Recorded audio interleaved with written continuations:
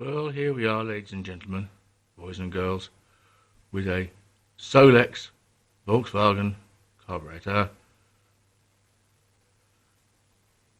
a Solex 34 PICT 4, found on small van engines like this CT, and also on 1970s California spec 1600cc Beetles. Now this carburetor has been set up, and you can see it's on my engine testing bench, and you can see that we've connected up to a vacuum gauge and everything else has all been set. Now before we get on with all that, and I'll show you it running, is that we're going to go right back to the beginning, and we're going to start right from cleaning the carburetor and building it all up. Okay, so here we are with essentially the carburetor stripped down to its core. That's the old one, you see, and you can see all this stuff on the lower side. Now, where shall we start? This diaphragm, you see the red diaphragm inside this case, has already been changed, because it looked like that, hard and khaki, and it sits with its little spring. See? It sits with its little spring on there, you see. So I just thought I'd show you that. That's to change. Okay. So that has been changed. Okay. Now, here are all the brass bits. I've got a pointer. We can do this better. Here are all the brass bits. Right. This is your idle adjust screw, the main air screw for idle speed up and down. Okay, this is the CO screw, which has to have its little rubber washer put on. Okay, then this is the main jet. Okay, this is a little idle jet, and this is another little jet. I'll show you where all these go. This is the plug that goes to the bottom of the thing. Here is, whoops, it's a magnetic. This one is what's called the emulsion tube. We also need to have this sort of sensor device, which I will not be using, but obviously it has to be on the carbon fuel type. Float pin, and then it has a sort of a bendy plastic shaped hinge that goes with it. And then one more thing, and one more thing we need is the solenoid shut-off, which I'm just going to demonstrate.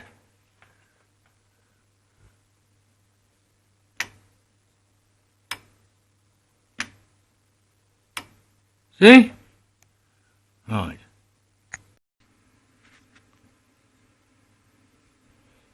So, that's the starter solenoid. The carburetor shut-off solenoid. You'll also need a new gasket. Now be careful, because there are kits sold that say, oh yes, this will definitely fit yours, and so on. And at first glance, the gasket does. But then when you look at it again, you find that no, it doesn't. You see? Got to get the right gasket. Don't use Chinese knockoffs. Get decent quality stuff. Right, okay. So now I'm going to go piece by piece and install this together. So what we're going to do is, first of all, I'm going to install these two there. One there, and the one there. Right? Here we go. So this is the tiny, tiny jet, which does have a screw head fitting. I tend to use electrician's sort of screwdrivers with straight shanks. And that will go into here and then be screwed down and then have the end cap. Okay. That's him screwed into place. And here is the little end cap, likewise, which is also screwed into place. Okay. Right, that's that screwed home. Now we're going to put in this little jet. Can you see the little hole all the way through? And then it's got some little teeny weeny holes that have to have all been cleaned out.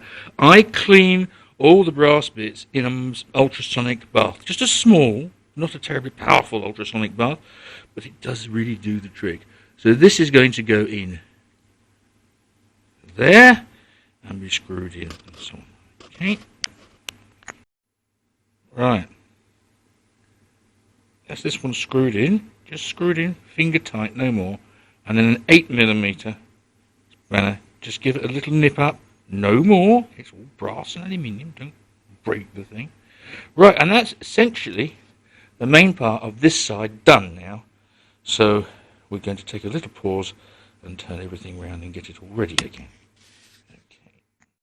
So here we have the other side of the carburetor with no less than 1, 2, 3, 4, 5 holes. Right. This hole here leads through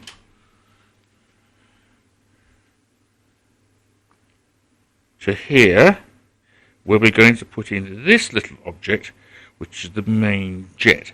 Now, this is quite a precise device. It's actually marked with the number. It's completely standard. And when you install it, be careful and use a nice wide-bladed screwdriver. I'll show you all that in a moment.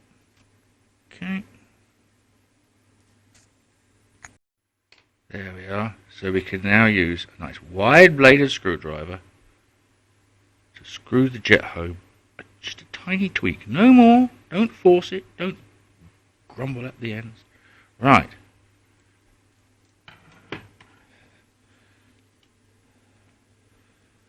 So now, this hole here, you can actually see the jet, look, this hole here is blocked up by this screw and little washer. Don't ever lose that little washer because it's a very funny size. Now what I do, just because these are old carbs and all the rest of it, is I put a little bit of locking compound just at the top of the thread. Just at the top of the thread, just so that we don't get any leaks. Okay, I'll show you that in a minute. It's got the thread compound on with the blue. Pull it up, just finger tight, it's 13mm, and just give that a nip up. Again, not a lot, just there, you see, and that's it. Right, okay, now we will start to look at the next bit. Okay, here is the next component. This device is used when the engine is cold and helps control the air cleaner system and so on. It's all a bit complicated. But the important thing is that the two, it's got one rubber ring there and one little rubber ring there. They must be there and they must be in good condition. Now, I'm going to, that's going to go in here. And what I do to make sure that the thing is tight and don't risk tearing this fragile little rubber thingy, I use some silicone grease. Just a dot of silicone grease wound round onto the thing, can't do any harm, and so on. Make sure that little air hole is clear. I'm not quite sure why, but there must be a very good reason for it. Okay. Okay, so this is now screwed up into place, just finger tight.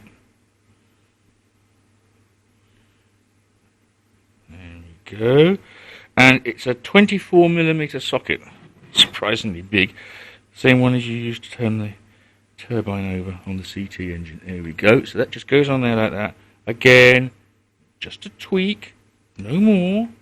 There we are, I don't want to bust the threads. Right, okay.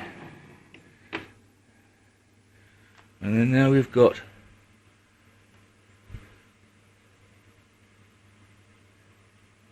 two done. 3 to go. Okay, so now we have the CO adjusting screw. This is for when you're setting the engine up at idle to get the CO as low as possible, i.e. running a bit lean, but so that when the engine speed picks up, the carburetor comes to a more normal sort of state, right? And you've got to be careful with this. It's brass, it's got very fine threads, and you can see I've put the little rubber washer on there, as you can see, a little sealing ring, which you must have, because otherwise you will have an air leak and you will not be able to set your CO. Okay, and that is going to go in this one. Okay. Right. Now this little screw has just been started to be wound in. Do it carefully. You don't want to rip the little rubber seal. And I'm going to go gently down till it just touches at the bottom, and then I'm going to come back 4 full turns.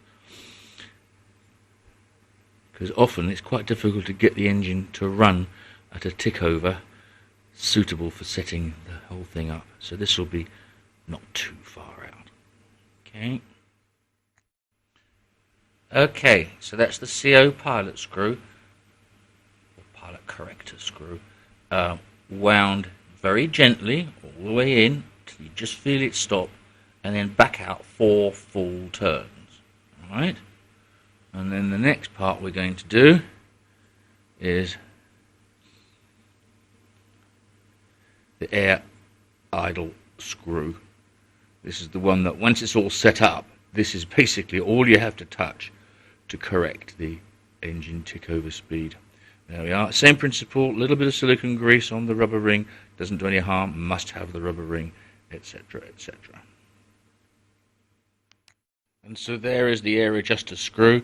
Same thing, wind it in all the way until it stops, and then this time I'll wind this one out about 4 to 5 turns, just for the initial startup. Okay. And then finally on this side, the solenoid cut-off valve. This is the one that we tested on the engine a few minutes ago. A little bit of thread compound, has a little iron washer, and goes in there. Okay. So then, like the others, you just tighten up by hand, and there is a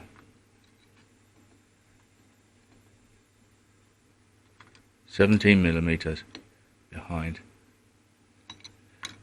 Make sure the washer that you put on sits nicely on the body of the carburetor. There's a little sort of groove in there for it. Okay, so we just give that a nip up. That.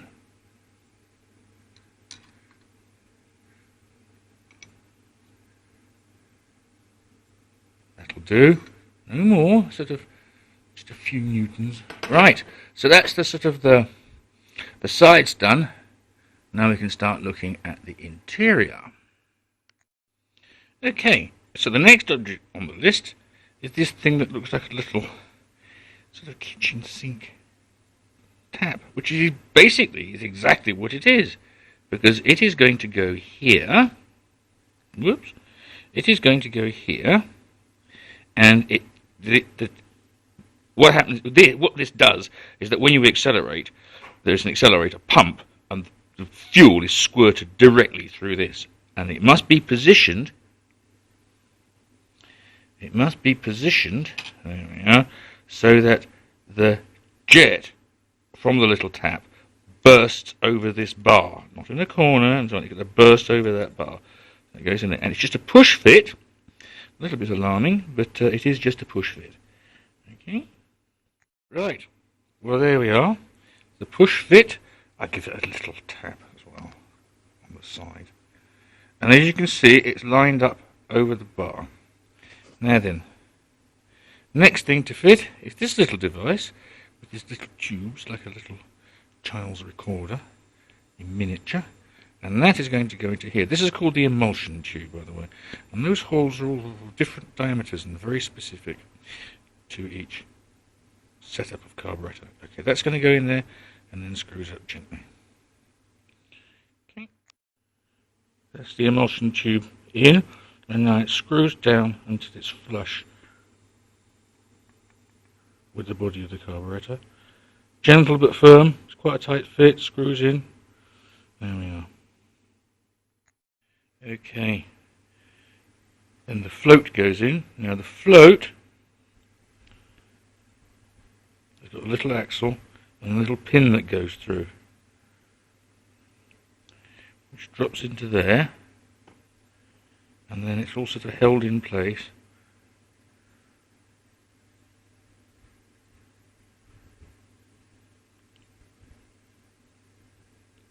by this little beauty, nice and flat and so on.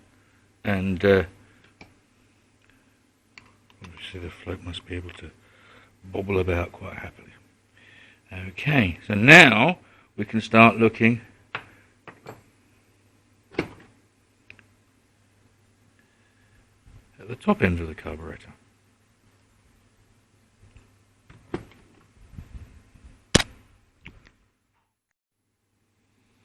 Okay, so here is the top side of the carburetor, and we've got one or two little things to do here.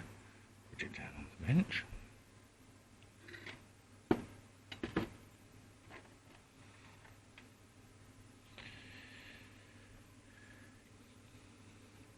Clean all these air jet holes out here. Make sure that air will pass through those little tubes because they're important. Right, this is going to be the choke mechanism.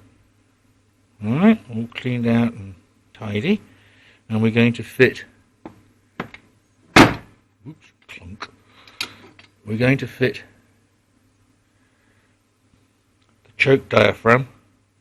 It's quite easy to do. I've just sort of glued this down so it's a little bit easier to do. Okay, so first thing, clean all these out, and then I'll show you how to do the choke. Right, here is the choke diaphragm. So that's it there, and that's another sensor. And that had just been reset to how it was before, no more than that. Okay, we're not trying to do anything clever. And what happens is that you put the thing through, whoops, you open the choke out all the way, you let it pass, there we are, and then now you can do these 4 bolts up, screws up. Okay, so now we have the little diaphragm nicely put on. Now we're going to look at putting on the choke mechanism.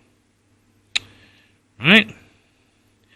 Now the choke mechanism has got a brass connector, which should be shiny because it takes 4, maybe more amps when it's heating up.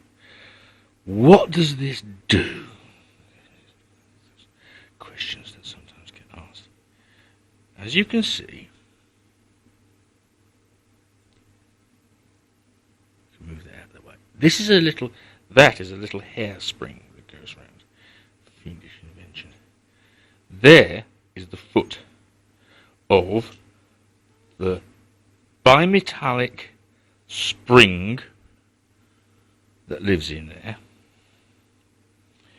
And the bimetallic strip is heated when the vehicle is cold via that tag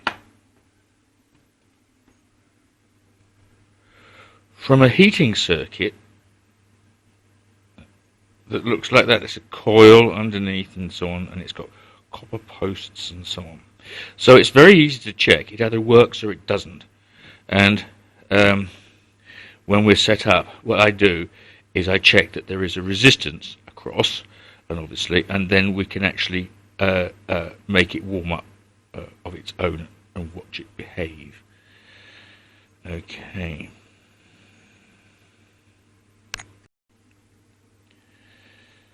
So here we have, you can see the foot quite clearly, the gadget.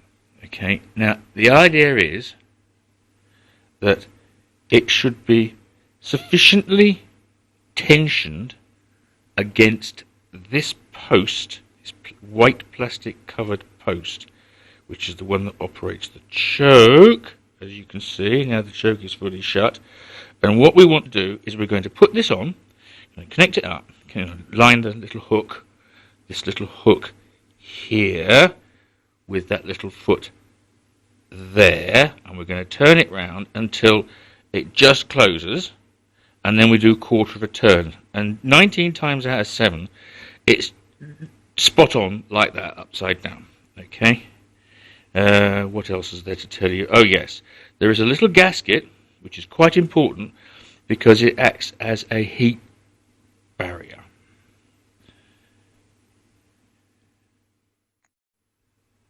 Right, so with the little hook, which is going to go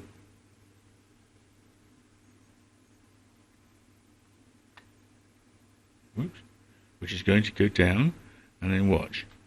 As I turn it round, it engages with the choke, and hey ho, off goes the choke, and as the choke closes, there we go, as the choke closes, you see, and then if you do with there, and then if you do another quarter turn, hey ho, it's straight up and down, upside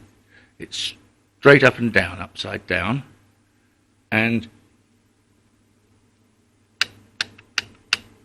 the choke flap is quite sprung. Okay, now as I let go, this will move back probably. Oh yes, you see. And then there's a locking ring, and then there's the 3 small screws. Okay, so I'll set that up and then show you. So that's the choke heater mechanism in place. The screws have just been nipped up because, I mean, we might find it needs a little bit of adjustment as time goes on. Okay, that's about it for the top of the thing. There is the float valve, which everybody seems to insist. Every time I come across a second-hand carburetor, they've always changed the float valve because it's the nice big shiny bit that comes in the kit. This is the original float valve, which has the correct height of copper washer behind it. I have no intention of changing it. Thank you very much. Okay. So here we are with the top of the carburetor, all organised. Little drop of machine oil on the spindle, a little bit of oil, and then just back it off and put it back again to where it was on that little adjusting screw. Can't do any harm. Make sure that these are tightened up. Make sure these just nipped up. Everything else is all right. Now then, the gasket, I'm just showing you the old one, only goes on one way. Can't really get it terribly wrong. Make sure that hole is perfectly clear and all the rest of it, because that's where your accelerator pump comes through. What else have we got to tell you? Oh yes, and then you've got your 5 screws with little locking washers, and you put them on, and then you put them on, into their little holes, and then when you tighten them, you do one, miss one, do one, miss one, do one, miss one, do one, miss one. That way you tighten it down nice and evenly and no stress. Don't over tighten, it's only aluminium alloy and so on. Okay, and then we can start looking at the initial setup of the carb. Okay, so there we are, that's the top on, with the choke shut and the idle arm full out. It's all quite springy dingy. There we are. Okay, it's all tightened down. little bit of oil on the springs doesn't do any harm. And then we can now turn the carburetor over and start looking at setting the hot idle. Okay, so now we have the carburetor upside down and we're looking at setting this butterfly valve, the distance, you see it opens up when it lets me, and it wants to have a clearance when it's hot of between 0.6 and 0.8 millimeters. See my little wires there, come in one of these little cases. And to do that, when the carburetor is cold and off the carburetor, what you have to do is you go to this screw here. Can everybody see at the back? Right, you go to this screw here and you unscrew it the amount of turns necessary, and you count them for, we've got enough light, yes, for the pin on the end of it to come off the fast idle cam. Let's show you this again here, look. What you're going to have to do is you're going to have to screw out this screw the number of turns necessary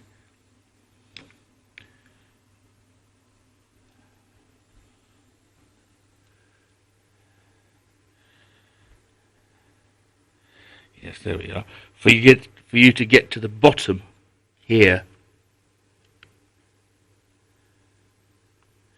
of the fast idle cam. Right, that means the choke is in the absolutely fully open position. Right, so there's no idle cam engaged, and so then we can set this screw to get the amount of gap that we require up here. Now, this is all very well and good, but you usually end up having to do it again when the engine is hot on the carb. And obviously, little wires like these aren't going to help, so reaches across here.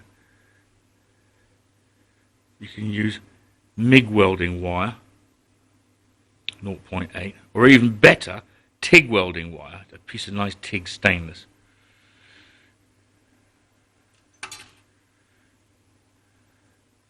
Okay, well, I'll count the turns and set that up. So this one was backed off 3 full turns. As you see, it now lets me go right past the choke so that there is nothing working the hot idle cam, or sorry, the cold idle cam, so that when the engine heats up, because when it's cold idle cam, the gap is larger, and what we want to do is we want to get it down to the correct size. So what we're going to do now is we're going to adjust this screw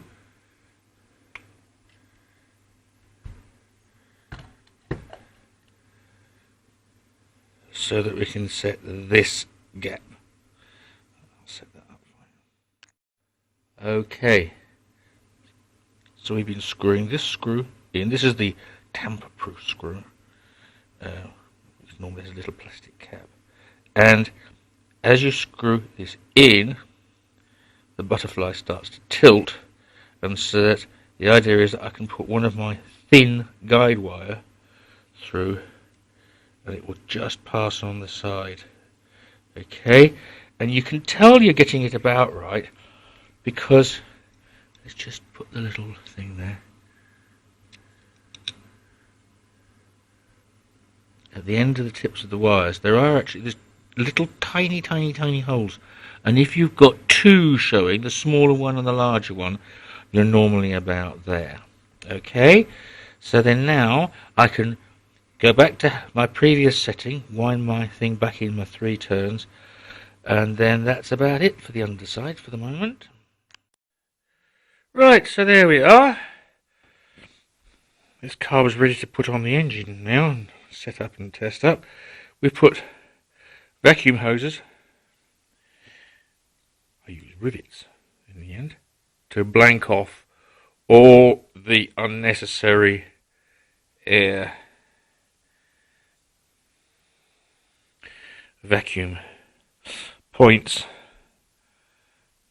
on the engine, on the carburetor rather, because we're going to be setting it up with no preheat aids and so on. The other thing is to put a little bit of silicone. Where you've cleaned this, you would have ripped off the remains of the little silicone waterproofing that they put on these. So a little bit of silicone, there we are. And then that's it for tonight. I'm just going to let that cure, and we'll see about this later. Okay, here we go. Well, hello, here we are again on a lovely sunny November afternoon high in the mountains of France, where we have installed the carburetor that we made up onto the little Volkswagen 1.6 litre CT engine. Now I'm showing you this all set up ready for you to tune. That is to say that the distributor diaphragm, the advanced diaphragm, is disconnected, so there it is waving about, from the carburetor, and where it would be picked up is blanked off. See? Blanked off. Blanked off there, blanked off there, blanked off there, blanked off there. Most importantly, it's blanked off here, in the case of a CT, and also on the other side, I have blanked off the vacuum take to the servo for the brake assistance, so that only the carburetor is running, nothing else. Okay? Now then, you must have, when you set up any engine like this, you always do valves first, then you do the ignition timing, and then you do the carburetor. Okay? Valves have obviously been set. The timing has been set. This is an SVDA distributor, single vacuum diaphragm advance. So it gets set at 8 degrees down here before top dead center. And you must be sure that this is absolutely right, so that with the vacuum disconnected and at say 800 RPM, which we measure on the tachometer, that the distributor is running at exactly 8 degrees, or exactly how you want it, on. Because you must be sure of that before you start tinkering around with the carburetor, because it won't run very well at first, and the temptation is, oh, well, we'll change the timing around a bit and it'll improve. No, now that you've got the timing done, now we do the carburetor. Okay, now what is involved and what is attached? What is involved? Here is the carburetor. Here is a vacuum pipe going to a vacuum gauge. This is so that we can set the bottom idle flap. That's the one that we set in the workshop earlier on. Okay, and then also, a little bit more technology, is we have the exhaust sensor,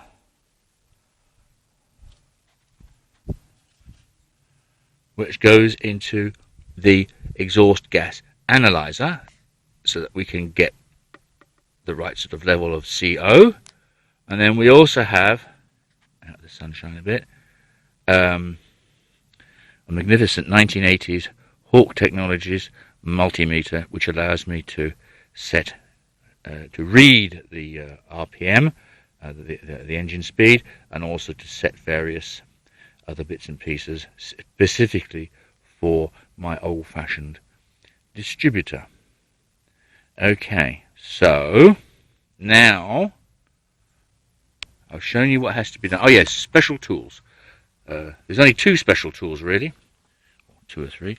What you need is a good quality fine tip flat blade screwdriver, narrow, an electrician's type is good, because the screws that you're going to have to adjust, I'm going slowly not to, the screws that you're going to have just in the end there are very fine, right? Okay, so you need an electrician's type screwdriver. You need a very short screwdriver, which you've made. I made it out of a ordinary one because to get down to the, where is it? Down to, there we are. Down to the CO adjusting screw, you have to give yourself enough room. And it's not evident. So that's the little tool, okay?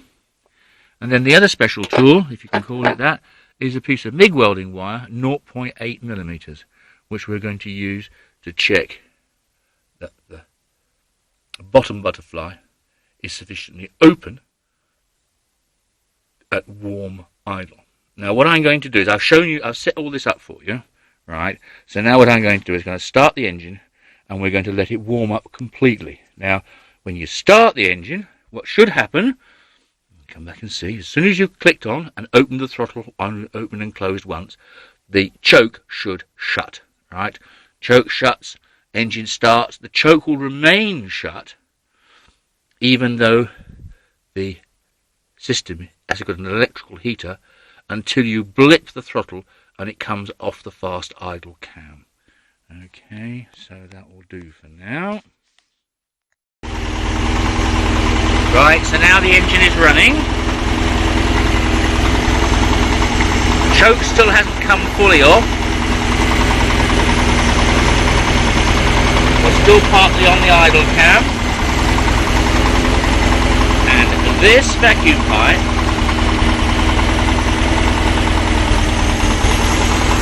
I've got this set so I'm just breathing vacuum at 850 RPM tick over. And to adjust this vacuum,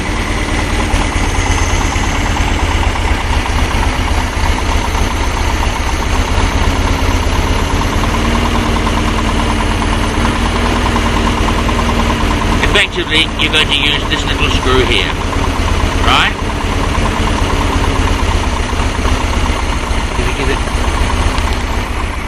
Give it a rev up. Now, with the engine warmed up, you see the choke is fully open now and so on? Now, we take our 0.8 millimeter wire, and I can't do this with one hand, but basically we want to put it down the edge and see if we can just pass. And just a little bit under there, but anyway, it seems to run okay. Now, that's adjusted with that screw. And then, to get the idle speed right,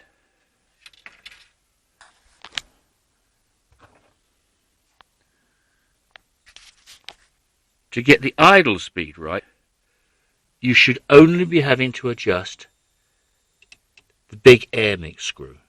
Okay? And then once you've got it up and running happily at about 850 RPM, remember, you've still got all your vacuum disengaged, then, and it's completely up to temperature, then you can connect the exhaust sniffer into the exhaust and set and start testing for your idle mixture. I'll show you on the instrument. What we're looking for is, I need something a bit more pointy. There we are. Look, between 3 and under 4 is nice. Under 4 on the carbon monoxide at tick over, and so that it's sitting maybe slightly a little bit left or a little bit right, but preferably a little bit left of 13.4. Okay, 13.4 is perfect. And then if we can get it doing that at tick over, and then as you extend as you go up the revs range, then you want the mixture to stay the same. And then once you've got that fairly well balanced, you can then just tickle the very small CO screw, remember, with a little screwdriver, and just wind it out a little tad so that the CO drops again You don't want it to be running weak. You see, that's lean, and that is rich. Right, and on a Volkswagen engine, at high revs, they like to run a little bit rich. If you run them too lean, they tend to get a bit hot. Anyway, so I'm going to set the engine up again, let that run, and let the needle swing. Okay. Okay, so I've just switched the engine off. Still in the warm position. I'm just trying to show you again. I can't do this and hold a torch to everything, but the copper, the bit of wire to check the goes against the venturi. There we go. And you can just pass it. No more. Okay. Now, I'm setting up now to do the CO reading. So basically, now that I'm reasonably happy about the basic settings, I'm going to set the engine up now, back on the vacuum, back on the brakes, and so on, and back on the air cleaner. And then like that we get the final tick over speed, and we measure the CO, and if need be we open out the CO screw a little bit to lower it or to raise it, or out to lower, in to raise. And you might just have to adjust the idle speed, and then you're bound to have to adjust the idle speed, down here again after 100 kilometers or something like that. Okay, so I'm going to put that together and start her up. So now we have the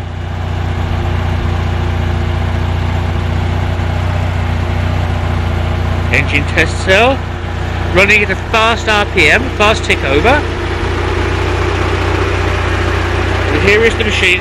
The machine is powered off a separate battery supply, by the way, because they do tend to wander a little bit. Now, I don't know how good we can get this on the gauge. That is running at just under 0.4. Right, now I'm going to try and do this throttle pedal. You see what's going on? Yeah.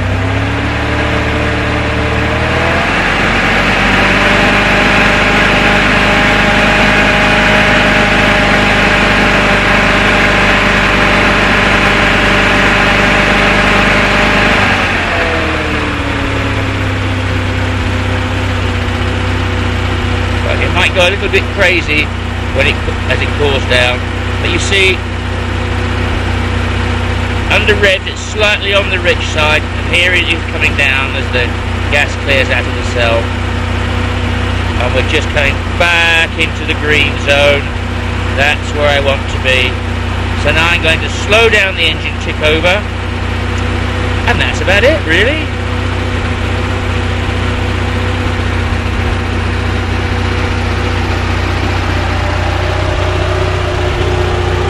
I hope you've enjoyed it. Here we are, second gear, 18 kilometers an hour. Put my foot down, absolutely no flat spot.